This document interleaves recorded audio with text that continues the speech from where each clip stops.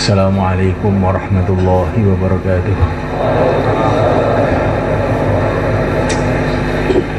Innal hamdalillah nasta'inuhu wa nastaghfiruh wa nu'minu bihi wa natawakkalu alayhi wa na'udzu bihi min shururi anfusina wa min sayyiati a'malina. من يهديه الله فلا مضل له ومن يضلل فلا هادي له. أشهد أن لا إله إلا الله وحده لا شريك له وأشهد أن سيدنا ومولانا وحبيبنا محمدا عبده ورسوله. اللهم صل وسلم وبارك عليه وعلى آله وأصحابه والتابعين لهم إلى يوم القيامة. أما بعد، فقد قال في كتابه الكريم: إن الذين قالوا ربنا الله ثم استقاموا تتنزل عليهم الملائكة ألا تخافوا ولا تحزنوا وأبشروا بالجنة التي كنتم توعدون. نحن أولياؤكم في الحياة الدنيا وفي الآخرة ولكم فيها ما تشتهي أنفسكم ولكم فيها ما تدعون نزلا من غفور رحيم. ومن أحسن قولا ممن دعا إلى الله وعمل صالحا وقال إنني من المسلمين. ولا تستوي الحسنة ولا السيئة ادفع بالتي هي أحسن فإذا الذي بينك وبينه عداوة كأنه ولي حميم. وما يلقاها إلا الذين صبروا وما يلقاها إلا ذو حظ عظيم.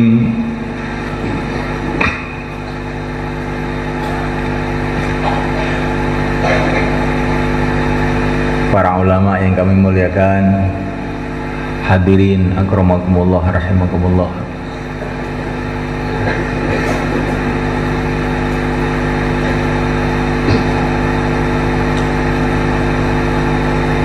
Semua orang ingin kemuliaan, ingin kesuksesan, ingin kebahagiaan, ingin keselamatan dalam kehidupan yang sekarang ini. Hari esok, setahun yang akan datang, hari tua, bahkan semua orang ingin mulia, selamat selama-lamanya. Tidak ada orang yang ingin celaka, walaupun sebentar, nggak ada. Semua ingin mulia, semua ingin selamat, semua ingin sukses, semua ingin berhasil, semua tidak ingin kecewa. Tetapi dalam usaha untuk mendapatkan kesuksesan, kemuliaan, kebahagiaan, keselamatan ini, manusia itu ada dua golongan. Golongan pertama adalah manusia yang ingin keselamatan, kesuksesan, kebahagiaan, kemuliaan dengan caranya sendiri, mengikuti pikirannya sendiri, hasil analisanya sendiri, hasil penelitiannya sendiri. Maka orang yang seperti ini semua kan pasti satu saat dia akan gagal, kecewa. Walaupun awalnya seperti mau sukses, seperti akan berhasil, tapi akhirnya pasti gagal. Kenapa? Karena kemampuan manusia itu terbatas. Sedangkan dia menghadapi masalah-masalah yang tidak terbatas. Manusia memang punya mata, tapi mata manusia terbatas. Dia tidak bisa melihat perkara-perkara yang terlalu kecil, tidak bisa melihat perkara yang terlalu jauh, apalagi perkara-perkara yang di atas langit, perkara-perkara yang di luar dunia. Lebih-lebih lagi mata manusia tidak mampu melihatnya. Manusia mempunyai telinga, tapi telinga manusia terbatas. Sedikit aja suara yang bisa masuk di telinga dia, yang bisa ditangkap oleh telinga dia. Suara-suara yang di atas langit, suara yang di surga, suara yang di neraka, di luar jangkauan telinga manusia.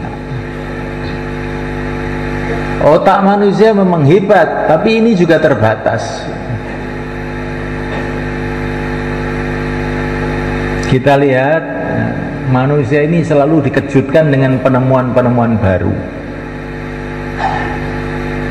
Ilmu kedokteran, teknologi, macam-macam, selalu ada penemuan-penemuan baru. Menunjukkan apa? Akal manusia ini tidak sempurna. Oh, ternyata ada yang lebih baik lagi. Ternyata ada yang lebih baik lagi. Zaman dulu orang membuat mobil, perasaannya sudah bagus. Setelah lama-lama terjadi hal yang tidak dikira-kira. Ternyata mobil-mobil itu membuat kotor udara, sehingga banyak penyakit di mana-mana. Manusia senantiasa dikejutkan dengan perkara-perkara yang tidak dikira-kira.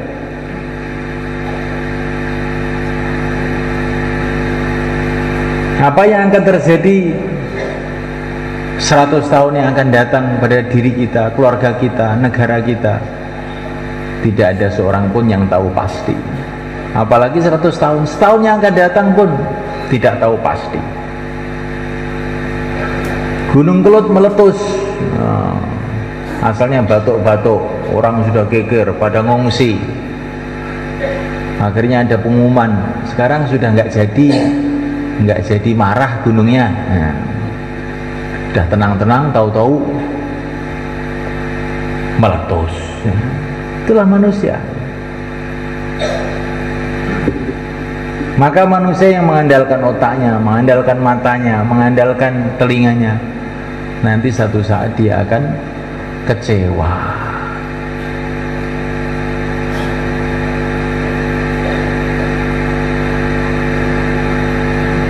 Walaupun kelihatannya sudah sukses, sudah berhasil, tetap kecewa. Akan datang satu masa, oh ternyata, tidak saya perkirakan, ternyata begini. Maka ada pepatah bahasa Indonesia, sebelum hujan siapkan payung. Bagus, sebelum hujan siapkan payung. Itu kalau hujan air. Lah kalau hujan batu bagaimana? Kalau hujannya hujan api kayak Gunung Kelut kemarin, apa gunanya payung? Yang kita tunggu-tunggu hujan, tahu-tahu yang datang halilintar, payungnya ada gunanya? Tidak datang, tidak ada gunanya. Yang kita tunggu hujan, tahu-tahu yang datang gempa, apa ada gunanya tuh payung? Itu pepatah sebelum hujan siapkan payung itu ya ada benernya, tapi banyak nggak benernya itu. Ada benernya, tapi banyak nggak benernya. Orang mengira yang dia akan hadapi itu masalah ekonomi, maka dia mikir siang malam urusan ekonomi. Ternyata yang datang bukan masalah ekonomi, masalah kesehatan. Tahu-tahu jantungnya mengkis-mengkis. Apa gunanya ekonomi kalau kesehatannya sudah tidak baik? Orang memikirkan masalah ini sudah saya pikirkan, ekonomi, kesehatan, tapi masalahnya masalah lain lagi. Perpecahan satu sama lain, permusuhan satu sama lain.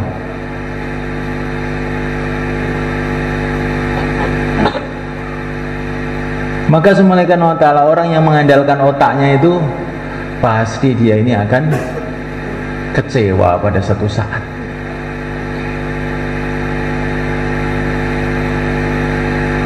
Walaupun dia punya teknologi, seluruh dunia dimiliki, seluruh teknologi dikuasai, akan kecewa. Karena yang datang ternyata bukan masalah teknologi, yang datang ternyata bukan masalah ekonomi, yang datang ternyata masalahnya lain. Malaikat Israel datang. Ada gunanya ekonomi kalau malaikat Israel datang? Teknologi ada gunanya, tidak ada gunanya. Politik ada gunanya, nggak ada gunanya.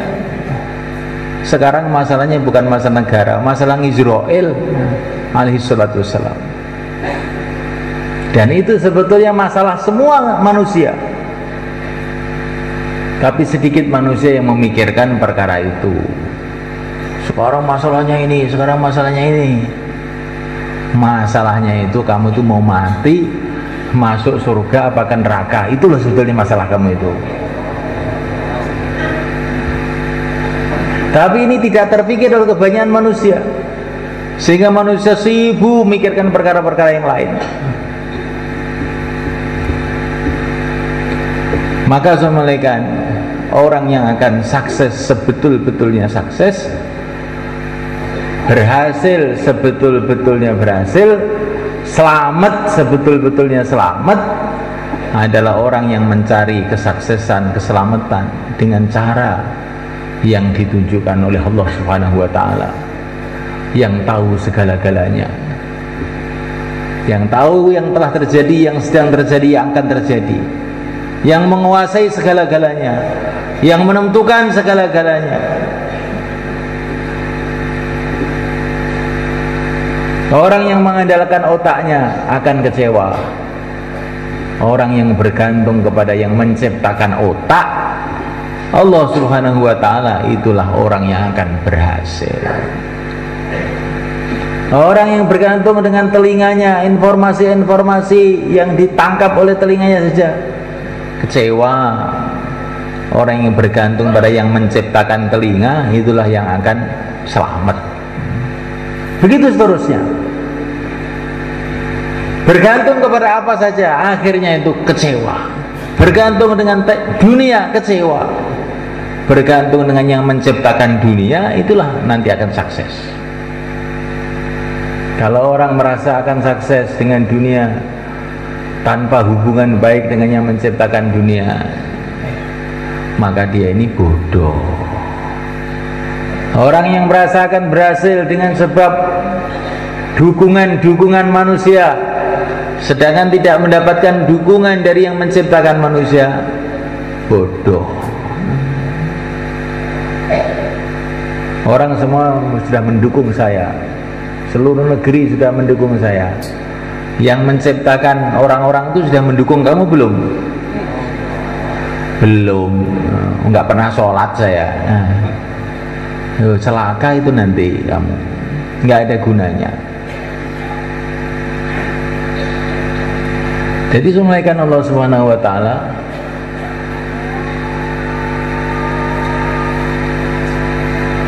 kita bukan dilarang mencari kesuksesan, bahkan itu yang kita tuju. Tapi carilah kesuksesan dengan mengikuti petunjuk Allah Subhanahu wa ta'ala, petunjuk penguasa alam semesta ini, penentu alam semesta ini, penguasa alam semesta ini, Allah Jalla Jalaluhu, yang telah dibawa oleh utusan Allah Nabi Agung Muhammad SAW.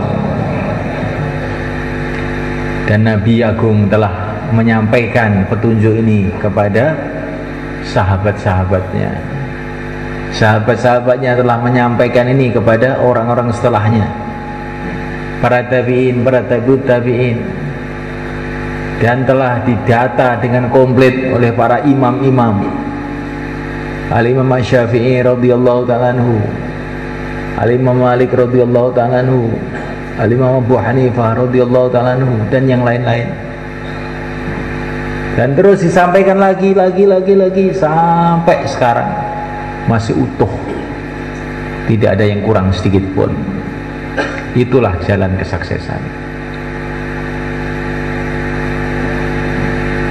Nah, ini dimulakan Allah Ta'ala, ada dua golongan yang dijamin akan terus ada terus sampai kiamat. Yang pertama kali golongan ahli ilmu, diceritakan Imam Tabarani, yakhlufu hadzal ilma yahmilu hadzal ilma min kulli khalafin udulu ila akhir hadis. Jadi akan ada selalu orang-orang ahli ilmu yang memikul ilmunya Nabi ini terus sampai hari kiamat itu akan ada terus. Dan Allah telah buktikan janjinya. Ada terus, yang namanya para ulama itu ada terus. Tidak ada nabi lagi, tidak ada rasul lagi setelah yang mulia Nabi Agung Muhammad SAW. Tapi pewarisnya para nabi, para ulamanya akan terus ada terus sampai kiamat. Semoga kita, anak-anak cucu kita dipilih oleh Allah untuk itu. Kemudian golongan yang kedua, golongan yang memperjuangkan agama, ini juga ada terus. La yazalu ta'ifatun ummati yuqatiluna al-haq la yadurruhum man khadalahum hatta ya'ti wa'dullah. Akan terus ada golongan yang memperjuangkan agama ini sampai kiamat. Semoga termasuk kita semua. Amin.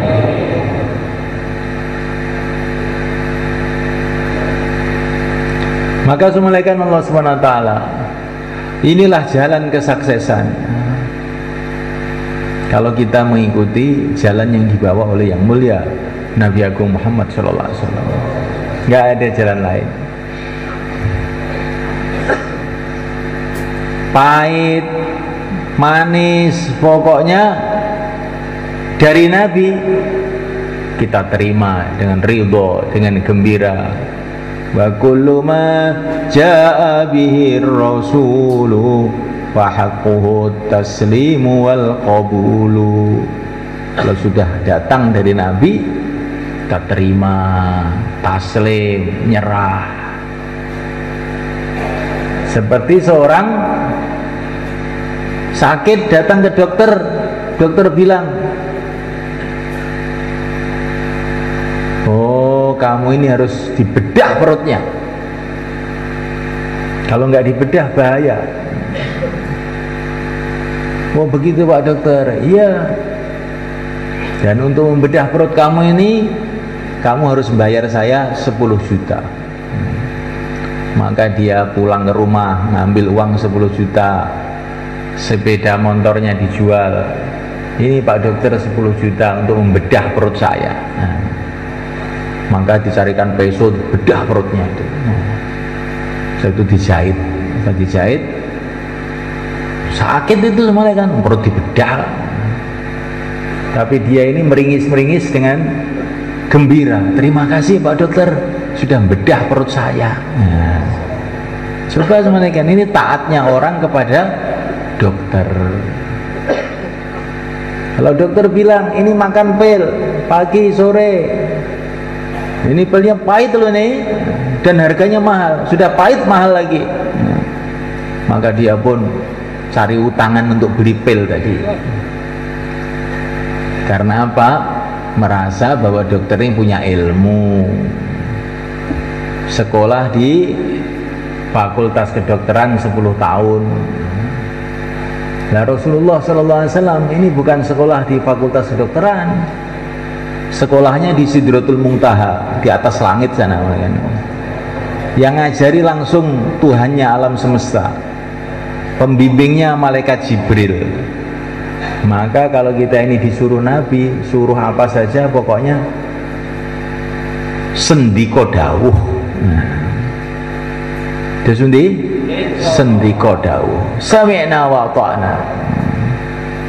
Enggak ada pikir pikiran lain. Udah, pokoknya perintah Nabi bismillah. Pahit getir perintah Nabi mesti bermanfaat. Karena perintah Nabi berarti perintah Allah. Kalau orang dipotong kakinya, bedah perutnya oleh dokter siap, maka kita ini pun kalau diperintah oleh Nabi potong lehernya, siap juga, insya Allah. Sekarang bukan disuruh motong leher, disuruh ngangkat leher saja. Ngaji jangan ngantuk, cuma itu aja. Siapa yang ngantuk? Insya Allah diangkat lehernya. Jadi semulaikan Allah Subhanahu Wa Taala, ini kesuksesan di situ itu. Maka apa yang diajarkan oleh Nabi supaya kita ini sukses? Ma anzala 'alaikal Qur'an litashqa. Quran ini diturunkan bukan supaya kamu tuh susah, enggak. Supaya kamu bahagia, supaya kamu mulia, supaya kamu sukses. Agama ini didatangkan oleh Allah melalui Nabi bukan supaya kita susah, enggak. Supaya kita mudah hidupnya. Tetapi karena kita tidak paham, perasaannya agama ini menyusahkan. Seperti orang yang tinggal di hutan di Irian Barat sana soalnya kan. Dikasih mobil, maka dia malah marah-marah. Untuk apa ini? Nggak bisa dimakan, beratnya kayak begini. Dia tidak tahu orang di hutan bahwa mobil ini bukan untuk dimakan, bukan untuk dipikul. Kamu duduk aja di situ, langsung jalan. Tapi karena ini orang tidak paham, maka dikasih mobil nggak mau, dikasih uang nggak mau. Tapi kalau dikasih ketela bakaran, sewenang. Ini orang di hutan sana. Lah kita seperti itu juga.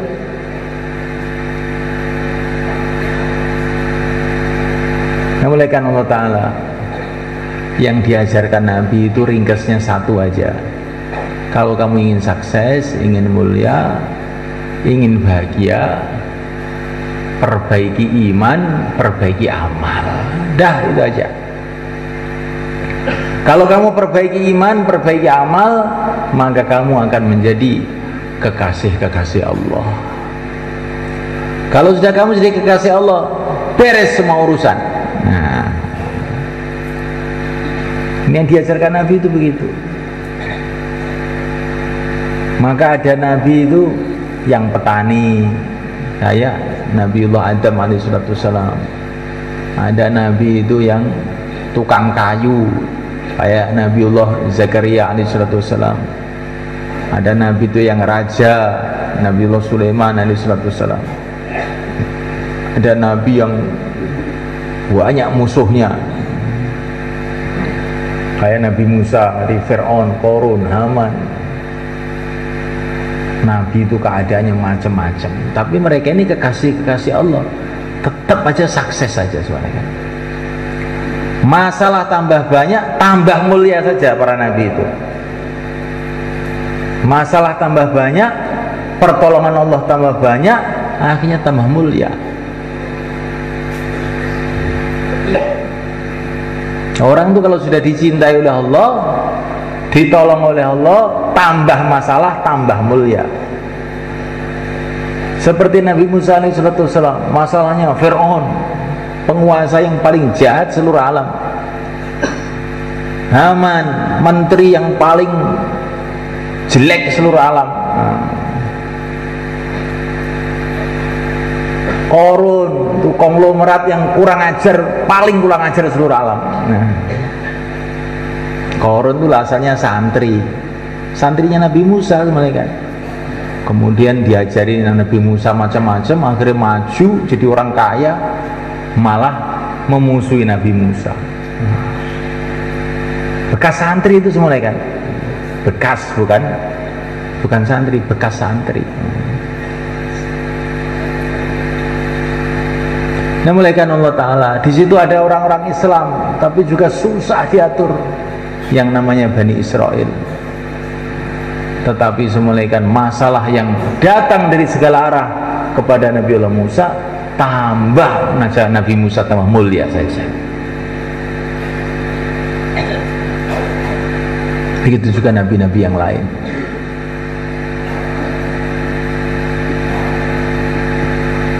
Ini para nabi, setelah itu para sahabat, setelah itu para penerus-penerus mereka, para wali-wali Allah. Kita lihat sejarahnya. Mereka ini masalahnya itu banyak. Asyaddun nasi bala'an al-anbiya tsumal amsal tsumal amsal. Masalahnya itu banyak, tapi tambah mulia saja. Karena setiap datang masalah, terus datang pertolongan Allah, tambah mulia lagi, tambah mulia lagi. Coba kalau Nabi Musa itu yang dihadapi kerucuk-kerucuk kecil-kecil gitu, kan malah tidak kondang Nabi Musa itu. Karena yang dihadapi perkara-perkara besar, maka tambah mulianya saja. Maka kita ini jangan mikir berapa banyaknya masalah, yang kita pikir bagaimana Allah itu bersama kita. Maka Nabi Musa pergi ke Mesir, menghadapi segala masalah. Beliau tidak punya bekal apa-apa.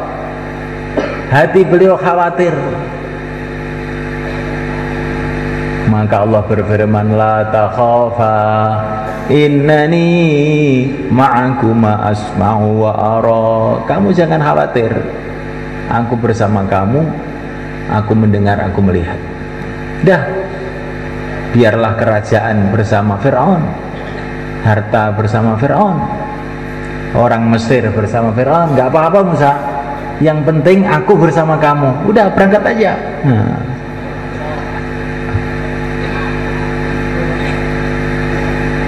Ini cerita Al-Quran begitu itu semulaikan. Orang ini dipikir bagaimana Allah bersama saya, bagaimana Allah menolong saya, bagaimana Allah mencintai saya, itu aja. Nanti kalau orang-orang marah semua, hatinya manusia di tangan Allah. Orang-orang marah itu nggak usah takut. Nanti kalau Allah rubah, tahu-tahu jadi senang. Kayak Fir'aun. Fir'aun tuh marah kepada Nabi Musa waktu Nabi Musa masih bayi. Tapi tahu-tahu dirubah hatinya oleh Allah. Malah Nabi Musa diangkat jadi anaknya, dipelihara di istananya. Ibunya dipanggil suruh nyusui. Ibunya digaji sama Fir'aun. Nyusui anaknya sendiri malah digaji lagi. Fir'aun tidak bisa buat apa-apa. Walaupun hati itu di dada Fir'aun, tetapi yang menguasai Allah bukan Fir'aun. Walaupun mata itu di kepala Fir'aun, tapi yang menguasai itu adalah Allah, bukan Fir'aun. La ilaha illallah. Maka satu aja yang dipikir, bagaimana saya ini jadi orang yang dicintai oleh Allah, jadi orang yang disayangi oleh Allah. Tidak ada jalan lain selain memperbaiki iman, memperbaiki amal. Imannya diluruskan betul-betul. Mulainya bagaimana? Mulainya memperbaiki iman itu mulainya bagaimana? Senantiasa kita mudzakarah iman. Ayyuhan nas qulu la ilaha illallah tuflihu. Begitu kata Nabi ketika beliau mulai menanamkan iman dengan perintah Allah SWT. Bagaimana penanamannya? Mudzakarah iman. Hai manusia, katakanlah la ilaha illallah, kamu akan sukses. Kesuksesan kamu bukan dengan harta, bukan dengan kuasa, bukan dengan teknologi, bukan dengan bala tentara. Kesuksesan kamu kalau kamu menghambakan diri kamu kepada Allah. Kamu itu hamba Allah, tinggal di bumi Allah, di bawah kolong langit Allah. Kesuksesan kamu kalau kamu baik dengan Allah, menghamba kepada Allah. Mudzakarah iman. Kemudian yang kedua, malaikat, cari pengalaman iman. Nah, cari pengalaman iman. Cari pengalaman iman itu bagaimana? Kalau mudzakarah iman tuh hasilnya iman tuh akan kita pahami, jadi paham. Yang berkuasa itu ternyata Allah, bukan manusia. Yang menciptakan manusia yang kuasa itu. Nah, ini dengan mudzakarah, dengar pengajian, dengar bayan, maka akan faham mengenai iman. Tapi kalau kita ini dapat pengalaman iman, bukan hanya paham, iman kita jadi kokoh, kuat. Bagaimana cara untuk mendapatkan pengalaman iman? Kalau kita mau mujahadah, susah payah untuk iman, maka orang-orang yang sudah ada kefahaman iman, masuk Islam, asyhadu an la ilaha illallah wa asyhadu anna Muhammadar Rasulullah, oleh Nabi diajak mujahadah. Mujahadahnya apa bentuknya? Diajak berjuang mulai untuk ngajak orang masuk Islam, diajak berjuang. Maka akhirnya timbul tantangan dari segala arah di Mekah. Tantangan luar biasa. Tapi terus Nabi dan para sahabatnya bergerak terus. Lama-lama dapat pengalaman macam-macam. Sayyidina Umar bin Khattab yang tadinya menghunus pedang untuk memerangi Nabi, tiba-tiba berubah, jadi wali. Coba orang Mekah satu persatu, dua, tiga mulai pada masuk Islam. Pada asalnya itu pada marah semua mereka. Akhirnya sahabat dapat pengalaman, ternyata hatinya manusia itu di tangan Allah, bukan di tangan manusia itu sendiri. Ketika ada berita Sayyidina Umar masuk Islam, maka sebagian orang Islam itu terkejut. Nggak mungkin Umar masuk Islam, nggak mungkin. Kalau ontanya masuk Islam itu mungkin. Kalau Umar masuk Islam, Umar kok masuk Islam, itu masuk akal. Ternyata betul, bukan hanya masuk Islam, jadi pembela Islam, jadi pejuang Islam, jadi orang yang paling berjasa kepada umat Islam setelah Sayyidina Abu Bakar As-Siddiq radhiyallahu ta'ala. Dapat pengalaman iman. Nanti kita kalau mau dakwah terus mulai kan, nanti dapat pengalaman lama-lama itu. Orang yang nggak ke masjid tahu-tahu ke masjid, orang yang benci tahu-tahu jadi suka, bahkan orang kafir tahu-tahu masuk Islam. Akhirnya kita ini punya kefahaman, betul, innal huda hudallah, hidayah itu dari Allah. Betul, hati manusia di tangan Allah, bukan di tangan manusia.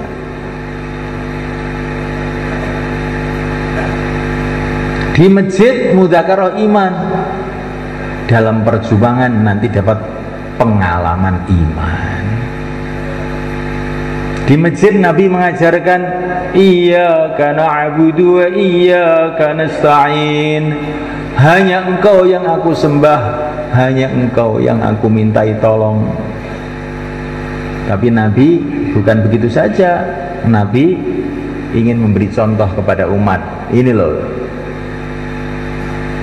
ketika beliau di Uhud, orang kafir datang di depan, belakang, kanan, kiri dengan pedangnya, dengan senjatanya, dengan kemarahannya. Maka Nabi berteriak, Allahumma iyyaka na'budu wa iyyaka nasta'in, hanya engkau yang aku sembah, hanya engkau yang aku mintai tolong. Langsung orang kafir itu pada mental semua, mencelat semua. Ini namanya pengalaman iman ditunjukkan oleh Nabi pada para sahabat. Oleh karena Allah Ta'ala, kalau kita terus ini dapat pengalaman, setiap orang beda-beda pengalamannya itu. Tidak mesti begitu. Pokoknya kita terus saja berjalan di jalannya Rasulullah SAW. Kalau kita ini ikut petani, lama-lama dapat pengalaman pertanian. Ikut berdagang, dapat pengalaman perdagangan. Kalau ikut Nabi, dapat pengalaman iman. Ikut Nabi itu pertama apa?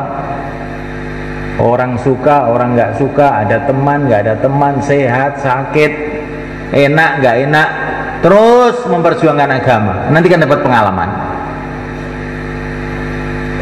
Pengalamannya apa? Allah punya khazanah pengalaman, miliar-miliar, triliun-triliun pengalaman. Nggak tahu apa yang akan Allah kasihkan pada kita. Insyaallah mulai kan? Tapi kita ini harus mujahadah, mau susah payah. Kalau orang nggak mau susah payah, nggak dapat pengalaman mereka. Pengalaman cuma dengar ngaji, nanti kalau sudah capek ngantuk. Cuma itu aja pengalamannya. Tapi kalau orang itu mau korban, bergerak naik gunung, turun gunung untuk Allah, mengikuti jejak Nabi dulu, mendatangi orang yang suka, mendatangi orang yang tidak suka, nangis pada waktu malam, ya Allah turunkan hidayah, ya Allah turunkan hidayah. Nanti lama-lama dapat pengalaman. Nah kalau sudah dapat pengalaman, maka iman itu jadi kokoh. Maka kata para ulama, dengan dakwah, dengan suasana dakwah, iman akan bisa difahami. Dengan mujahadah, iman akan jadi kuat. Dengan keluar hijrah, iman akan tersebar. Insyaallah kan? Nah inilah yang dicontohkan Nabi, 3 perkara ini. Dakwah supaya orang itu paham mengenai iman. Mujahadah supaya imannya itu kuat, nggak melar-melor gitu. Iman tapi kalau ada masalah guncang. Maka diajak mujahadah. Kemudian hijrah Nabi itu, baik hijrah total maupun hijrah sementara. Nabi itu ngajarkan hijrah badi, hijrah bati. Apa itu hijrah bati? Total, sudah seumur hidup pindah ke Madinah. Ada yang hijrah sementara. Nah kita ini kalau hijrah total belum kuat, hijrah sementara 4 bulan hijrah ke masjid-masjid, nggak usah hijrah kemana-mana. Insyaallah kan? Untuk menghidupkan suasana agama, untuk batin, belajar berjuang. Nah mulaikan Allah Subhanahu wa taala.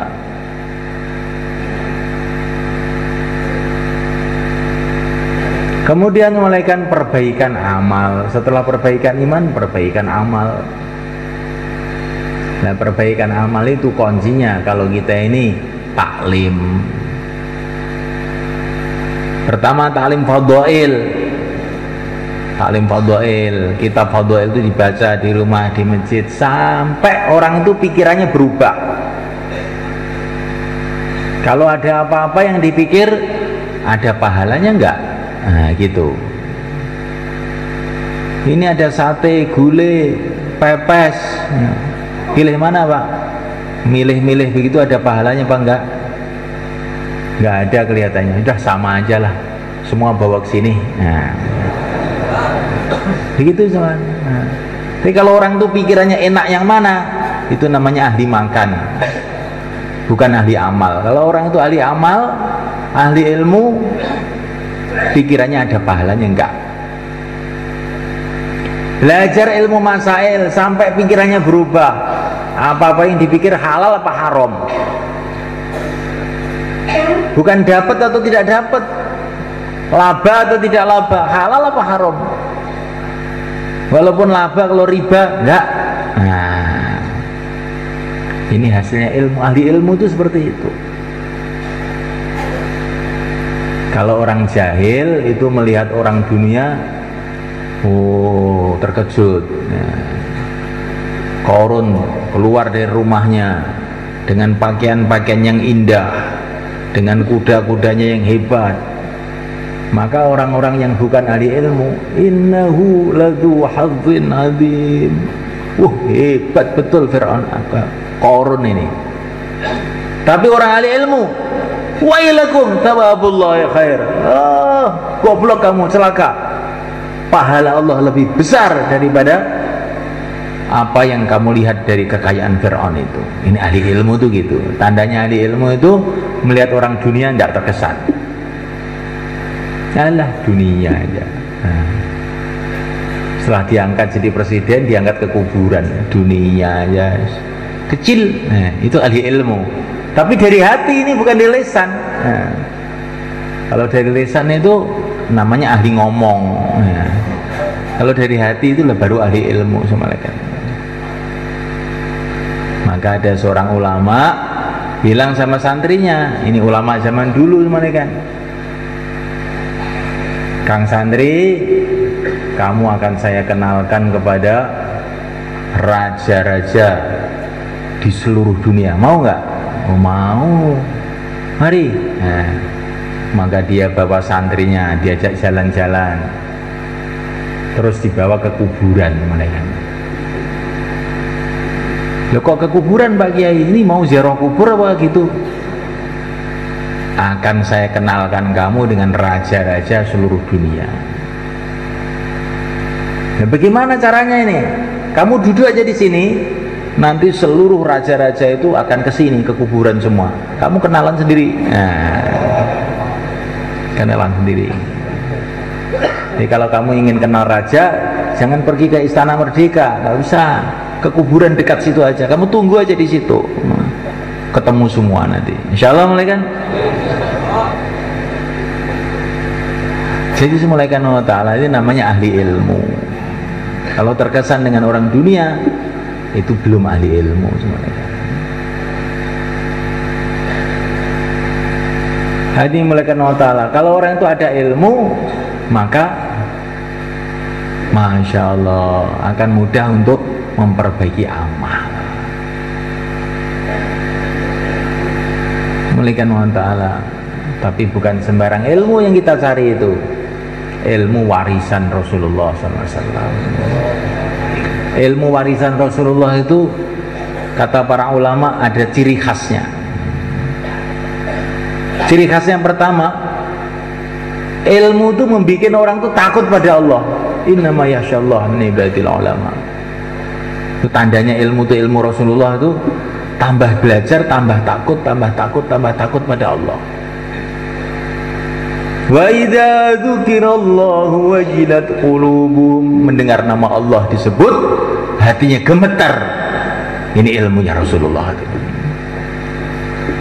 Kemudian ciri khasnya ilmunya Rasulullah itu ilmu yang membuat orang itu amal. Di para sahabat ketika mendapatkan ilmu Rasulullah harus sibuk dalam amal. Rasulullah setelah menerima ilmu terus sibuk dalam amal. Terus ciri khasnya ilmu Rasulullah yang ketiga, sibuk di dalam berjuang.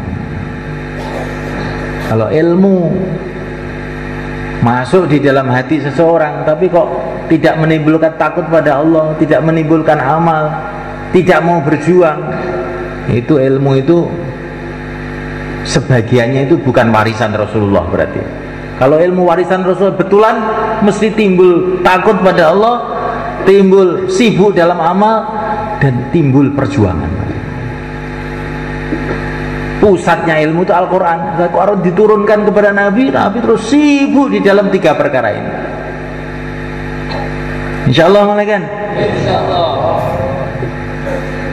Nah nanti kalau kita ini ilmunya ini malaikat Allah Ta'ala terus kita gunakan seperti itu, kita sibuk dengan tiga perkara itu, nanti tiba-tiba ilmu kita ini tambah lagi, tambah lagi.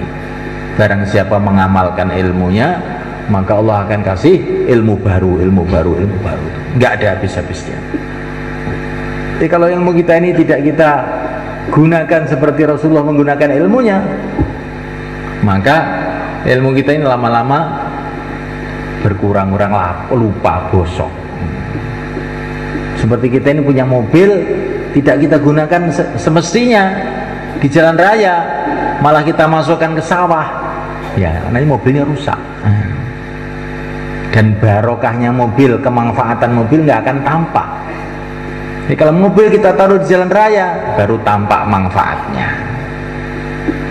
Begitu juga kalau ilmu ini untuk hubungan kepada Allah, untuk sibuk dalam amal, untuk berjuang, maka ibaratnya mobil itu ditaruh di jalan raya, maka manfaatnya lagi tampak. Tapi kalau tidak digunakan untuk itu, nanti manfaatnya jadi berkurang. Insya Allah kita niat semua kan? Maka inilah tanggung jawab kita semua kan? Mengenal Allah, sibuk mendekat kepada Allah, beribadah kepada Allah, kemudian sibuk mengajak orang untuk taat kepada Allah. Itu tugas kita. Kita mulai diri kita sendiri, keluarga kita. Qu anfusakum wa ahlikum nara. Bagaimana diri kita, keluarga kita selamat dari api neraka. Caranya bagaimana? Hidupkan taklim di rumah kita. Hidupkan taklim di rumah kita. Dan hidupkan taklim di rumah-rumah seluruh umat Islam. Tanamkan dalam hati, rumah kok tidak ada taklim, bahaya. Gitu semuanya. Karena berarti rumah ini tidak sambung dengan yang mulia Nabi Agung Muhammad SAW. Gak dapat nasihat dari pimpinannya. Oh, mesti dimakan setan tuh nanti. Maka rumah-rumah dihidupkan taklim. Paling sedikit setengah jam istiqomah. Insya Allah malaikat. Itulah mulainya kita menghidupkan suasana agama di rumah. Agama tersebar seluruh dunia dimulai dari sebuah rumah. Rumahnya Sayyidah Khadijah radhiyallahu ta'ala anha. Maka rumah kita ini kita jadikan markas perjuangan kita. Insya Allah malaikat. Bukan rumah untuk makan, tidur, nonton anak. Nah, tidak, rumah itu mau kita jadikan pusat perjuangan. Bagaimana rumah kita ini jadi asbab hidayah seluruh alam. Insyaallah malaikat. Islam tersebar ke seluruh dunia dimulai dari sebuah rumah. Yang kita pikirkan bukan rumah dari marmer, dari keramik, model Jawa apa model Spanyol, bukan. Rumah model Siti Khadijah. Insyaallah malaikat. Rumah yang jadi asbab hidayah. Kemudian malaikat kita berpikir mengenai kampung kita dan kampung sekitarnya. Litungzira ummal qura wa man haulaha. Nabi diperintah oleh Allah untuk memikirkan Ummul Qura, yaitu Mekah dan orang-orang sekitarnya. Bagaimana caranya? Kita menghidupkan amal-amal masjid kita dan kita menghidupkan amal-amal masjid sekitar masjid kita. Insyaallah malaikat. Insyaallah. Kemudian malaikat Allah Ta'ala, Nabi diperintah untuk memikirkan kaumnya. Litungzira qauman ma unzira aba'uhum fahum ghafilun. Nabi disuruh memberikan peringatan kepada kaumnya. Kaum itu orang yang bahasanya sama dengan beliau. Kalau kita, kaum kita ya orang Indonesia ini, termasuk Malaysia, sebagian Thailand, Brunei, itu orang yang bahasanya bahasa Indonesia itu kaum kita. Kita harus kita pikirkan bagaimana caranya bentuk jamaah 4 bulan 40 hari dalam negeri jiran. Insyaallah malaikat. Ini nanti pertengahan Mei kita mau mengeluarkan jamaah-jamaah ke seluruh Indonesia dan negara-negara sekitarnya. Ini bukan programnya orang tabligh, bukan program Jakarta, bukan program Pakistan, bukan program Temboro, ini program Al-Quran, insya Allah kan. Nah, kita pikirkan kaum kita, bentuk jamaah-jamaah. Kemudian Allah Ta'ala juga Nabi diperintahkan untuk memikirkan seluruh alam. Wa ma arsalnaka illa rahmatan lil alamin. Kita pun pikir seluruh alam. Sudah lama umat Islam itu memikirkan hanya dirinya sendiri, kampungnya sendiri. Waktunya kita mikir lebih luas, seluruh alam. Urusan dunia kita mikir seluruh alam. Tapi kalau urusan agama, yang penting dirinya sendiri. Bagaimana mereka? Coba ini, ada lampu ini, lampu dari mana ini? Dari Jepang, ada yang dari Jerman, ada yang dari dunia kita ini seluruh alam sekarang mereka. Ya, kita perlu bagaimana agama ini tersebar ke seluruh alam. Maka ini akan kita bentuk jamaah-jamaah ke negeri jauh. Kemarin sudah kita bentuk jamaah ke Korea, jamaahnya Pak Manan itu. Sebelumnya kita kirim jamaah ke Kamboja, Pak Salim kita kirim ke Maroko. Nah, sekarang kamu mau kemana? Sudah mikir belum? Nah, apa yang umatnya Nabi itu cuma Pak Salim tok? Nah, kan tidak terus mulai kan? Nah, kita niat mulai kan? Kemudian kita doa dan kita bergerak. Nanti Allah mudahkan semuanya itu. Insya Allah mulai kan? Allah mudahkan. Di dalam perjuangan agama itu ada janji Allah. In tansurullah yang surukum. Kalau kamu tolong agama Allah, Allah akan tolong kamu. Dan Allah buktikan. Orang Temboro bisanya bahasa Jawa, bahasa Inggris juga dikit-dikit, Arab dikit-dikit. Kok pergi 4 bulan ke Maroko, orang Arab, pinter-pinter. Mau apa ini ke sana itu? Cari kerjaan apa ya? Tapi nyatanya semulaikan, masya Allah, bisa mengeluarkan berapa puluh jamaah dari sana. Itu orang Maroko melihat orang Temboro yang bahasa Arab nggak bisa, Inggris nggak bisa, itu malah kasihan mulai kan. Akhirnya malah pada keluar 40 hari, 4 bulan. Ini orang nggak ngerti apa-apa masih mikir agama. Saya ini yang ngerti apa-apa nggak mikir gimana. Betul mulai kan. Jadi jangan kita takut, saya ini nggak ngerti Arab kok, mau dikirim ke negeri Arab. Esto mangkato, orang ngerti. Allah Subhanahu wa Ta'ala itu akan memberikan hikmah kalau orang itu mau memperjuangkan agama. Ada orang baru masuk Islam, baru belajar sholat, bukan masuk Islam, orang Islam belajar sholat.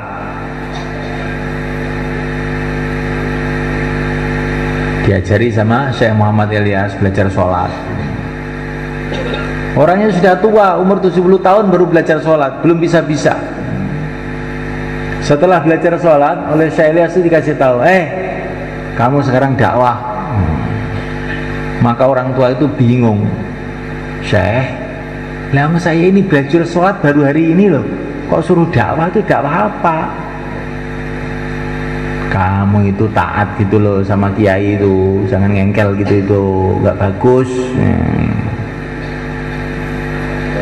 Maka ya ini orang zaman dulu tuh sama kiai itu taat-taat tuh mereka kan. Karena taat akhirnya jadi pinter. Kalau ngengkel tuh jadi goblok. Kalaupun pinter ngengkel, bukan pinter agama. Akhirnya dia berdiri. Sudah disuruh kiai, suruh dakwah, ya berangkat aja. Nggak berangkat dia ketemu anak-anak muda di pinggir-pinggir jalan. Saya ngomong apa ya? Assalamualaikum. Waalaikumsalam. Anak-anak, saya ini sudah tua 70 tahun baru belajar salat. Betul-betul ngerasa rugi saya. Mumpung kamu masih muda, cepet sholat toh. Nah, akhirnya anak-anak muda itu karena keikhlasan orang tua tadi terenyuh hatinya semua kan. Oh, kok ya bener ya. Nah, Akhirnya anak-anak muda itu mau ke masjid belajar sholat juga.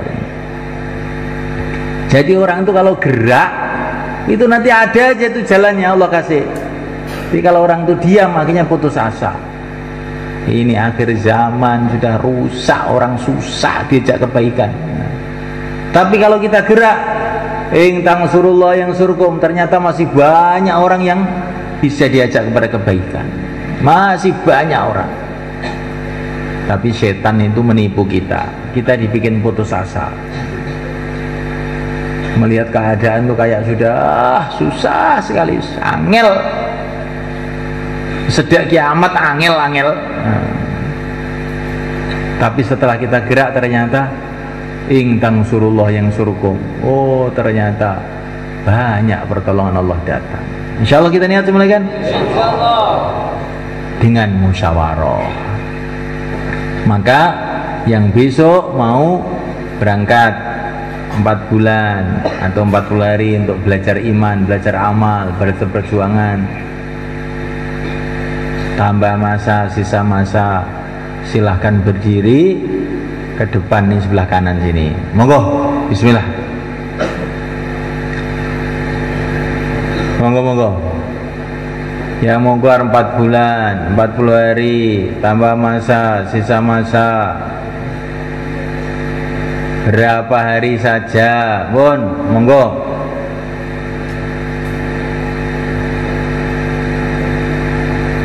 Monggo kidul nih Bapak, monggo. Nggih.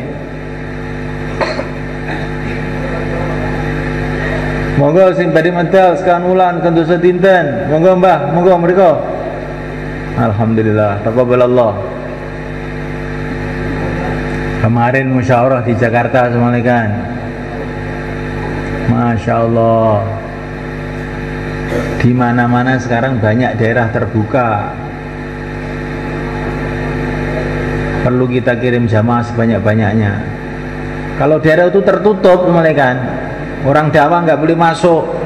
Itu sih kita dosanya sedikit. Kalau nggak berangkat itu dosanya sedikit, memang nggak boleh.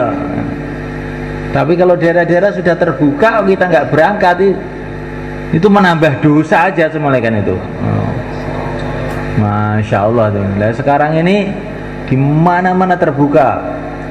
Sekarang kabupaten dibikin istimak, dan alhamdulillah juga kebanyakan itu bisa berjalan. Maka waktunya kita ini semuanya kan. Dalam satu hadis dikatakan ya'ti 'alan nasi zaman yashukkuna fil jihad fajahidu yawma idzin fa innal jihada yawma idzin hadir. Akan datang suatu masa umat ini ragu.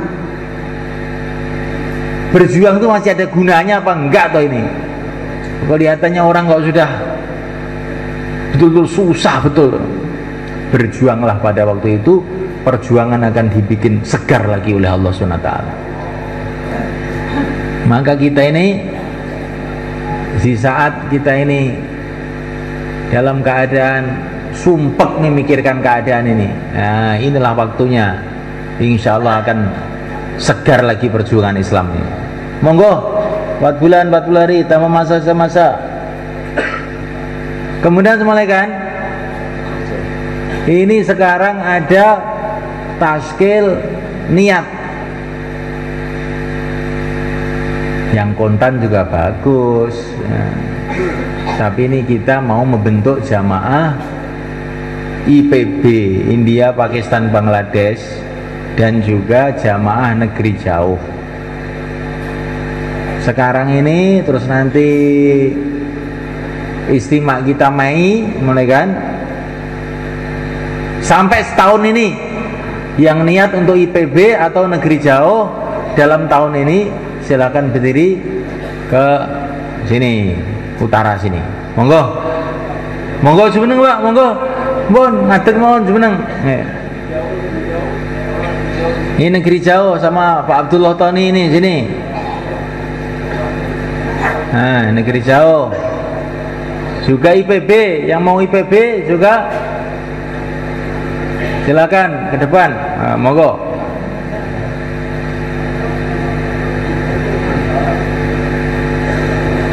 Jangan kita melihat kelemahan kita. Lihatlah Allah akan tolong kita kalau kita tolong agama. Gitu aja yang kita pikir. Kalau kita tolong agama, Allah akan tolong kita. Itu yang kita pikir. Jangan melihat kelemahan kita. Kalau kita kelemahan kita, memang kita ini sangat lemah. Ganti apa-apa Pak Edi ini, monggo. Tapi duwe Gusti Allah cukup, gitu. Gak duwe apa-apa, tapi duwe Gusti Allah cukup. Ngoten lho, hasbunallah. Wong iki sing gedhe ati aja ndelembes. Ndelembes iki piye awake dhewe iki? Mumpun ngoten nggih. Aku duwe Gusti Allah kok. Nah, ngoten. IPB negeri jauh.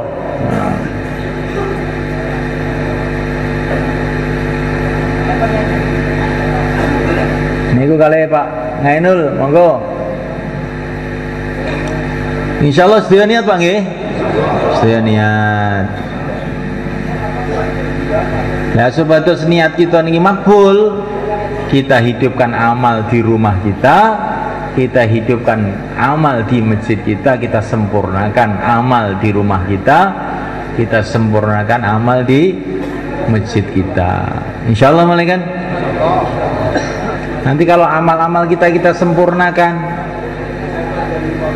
Wa idzibtala Ibrahim rabbuhu bikalimatin fatammahun qala inni ja'iluka lin-nasi imama. Nabi Ibrahim diperintah oleh Allah macam-macam perintah, terus disempurnakan.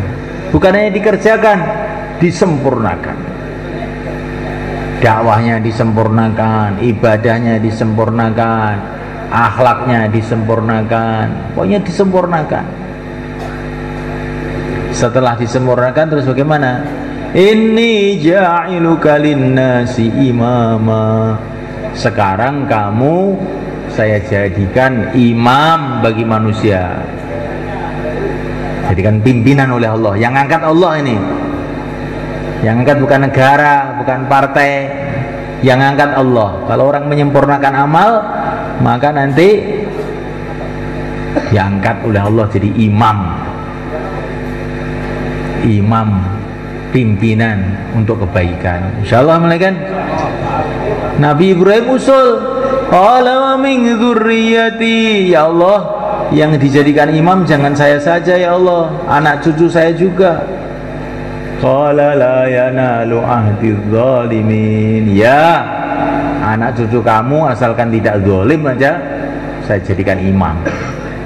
Maka anak cucunya Nabi Ibrahim itu jadi nabi-nabi, jadi rasul-rasul, jadi wali-wali. Barokahnya Nabi Ibrahim menyempurnakan perintah Allah.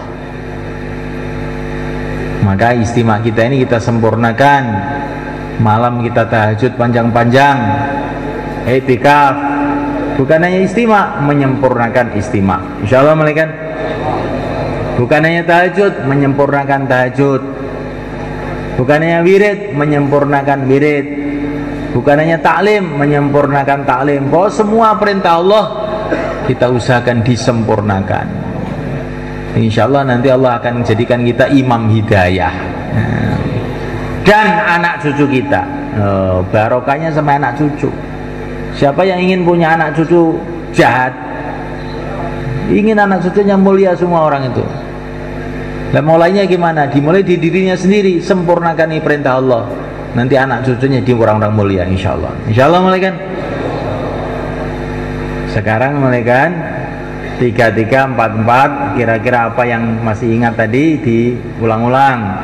Bikin halaqah 3344. Kemudian janjian nanti pertengahan Mei itu mau keluar 40 hari atau 4 bulan insyaallah malaikat. 3344 malaikat. Kita bikin halaqah 3344. Sing wau dimirengaken dibaleni malih. Terus janjian arep metu kapan? Janjian ajeng medal jeng napa? Monggo.